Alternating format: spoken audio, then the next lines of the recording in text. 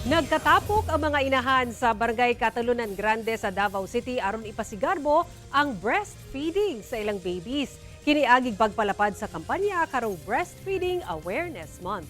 Ane report. Congrats, Momshies! Dungan nga nagpa-breastfeed ang mga inahan sa ilang babies sa gipahigayon nga sa Bayang Hakab 2026 sa Barangay Catalunan Grande sa Davao City. Usa niini si Mommy Manilin nga dala ang iyang 2-month-old nga baby.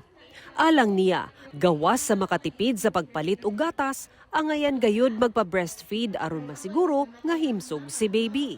Healthy ang bata. Tapos makatipid pud ka.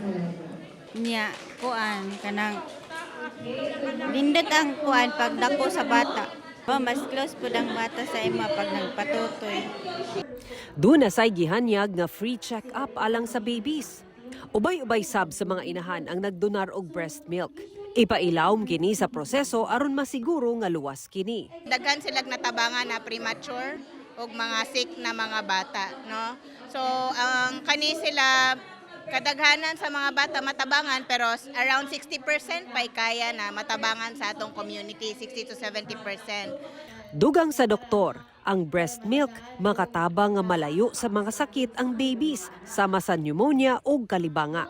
Bonding sab kini sa mag-inahan. Wala gyud makatumbas sa breast milk. Wala gyud maski unsa nilag testing na ipareho ang breast milk, wala gyud katumbas ana, no? Ang gata sa inahan usa ka pinakamaayong gasa nga mahatag sa usa ka inahan sa iyang anak.